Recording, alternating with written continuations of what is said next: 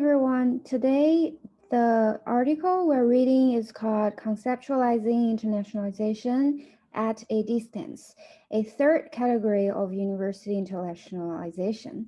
If you're interested in higher education or especially the internationalization of higher education, this would be a pretty new article that you may be interested in.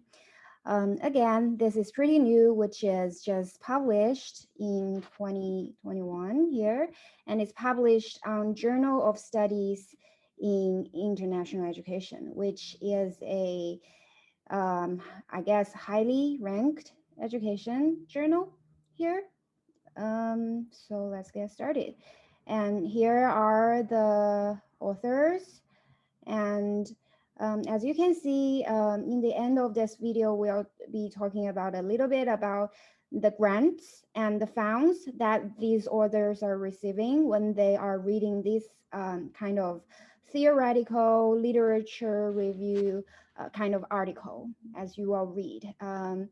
So basically, this article is proposing a third category of university internationalization, as you will think of, like there might be the two other categories. And if you are majoring in education, you will know that a famous theoretist, Professor Jane Knight, already kind of come up with this framework of these two categories of internationalization of higher education.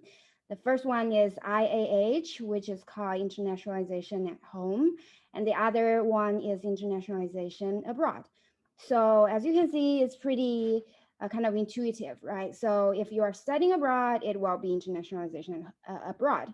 While if you are not, while still engaging in some international maybe activity, for example, if your professor is a foreigner and you may be considered as international at home, because if you're staying in the country of your citizenship while you're having a foreign professor as your teacher. So that's also a type of internationalization.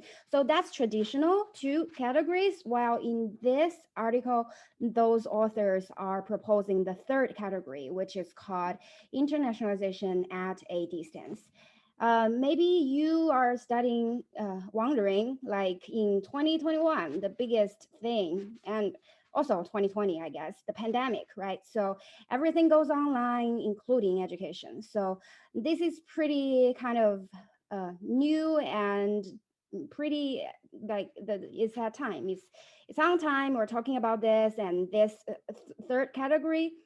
That's why I guess the value of this third category, internationalization at a distance. So that's pretty much about this article. But if you want to go in depth, let's get a little bit deeper if you want to cite, for example. So IA, which means like internationalization abroad, is defined by Professor Knight as those activity focusing on the movement of education across national borders. So it's very intuitive, again, like internationalization abroad. And then the author continues to define the pros and cons of IAH. So that's the other category. So internationalization at home. So they also define that, so which is purposeful integration of international dimensions at home. So at domestic learning environment. So as you can see, the writing style is pretty much like they introduce, the introduction section is starting with two definitions of the two traditional categories. So that might be helpful if you are trying to learn how to write in academia. So let's come back to, sorry, where we are, to here. So that's the second definition. And then they continue with a discussion about the pros and cons of IAH, like how it benefits people, like because they can just engage in international activities at home, right? So that's the opportunities. While here, the second kind of major section of this paper starts to introducing this third category that they are focusing on, which is internationalization at a distance. And they are doing that by reviewing some existing model. They called the existing model of learning at distance. And I think here you can see just the subtitles. The first model is technology supported internationalization. And there is another one, which is this one, international distance learning model. So those are the two models they're focusing on in order to illustrate their own model, which is model of IAD, internationalization at distance.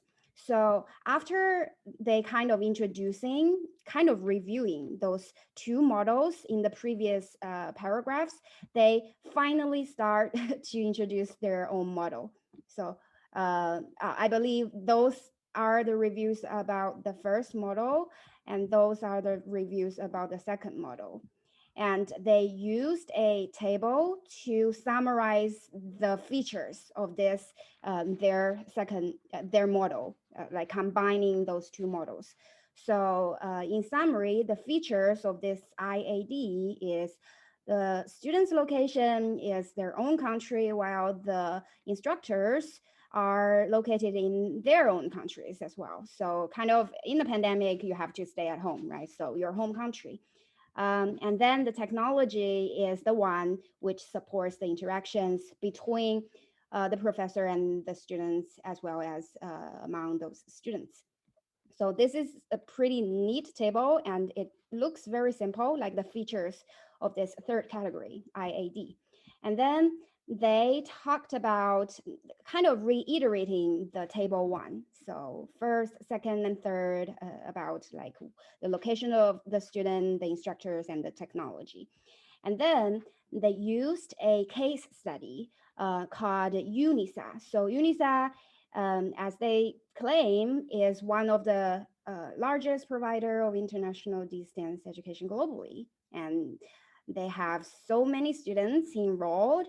And this location of this institute is in South Africa. And there are a lot of non-South African students. So this is a, as they think it is a very pretty good illustrative example of IAH. And they have a, I guess, a pretty short discussion about this case study in terms of IAD, and especially talked about the curriculum, how international it is. And since it's located in South Africa, the curriculum is trying to decolonizing itself.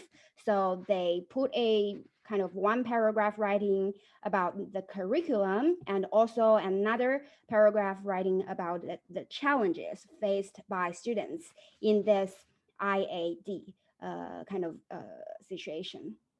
Then the last section in this paper is talking about the difference between the traditional categories and this category, and also what do we learn from this. So the suggestions about future studies, for example, what kind of pedagogies specifically can we adapt for this new category, and also maybe in the future, the researchers here, the authors here suggest more researchers to study about the experience, staff and institutional experience of this category, which is IAD.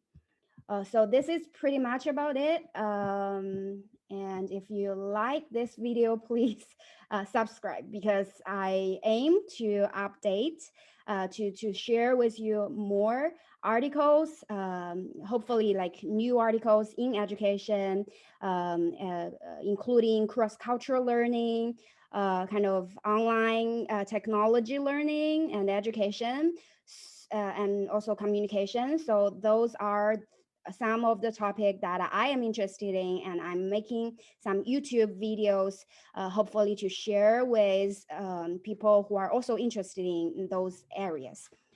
Thank you very much.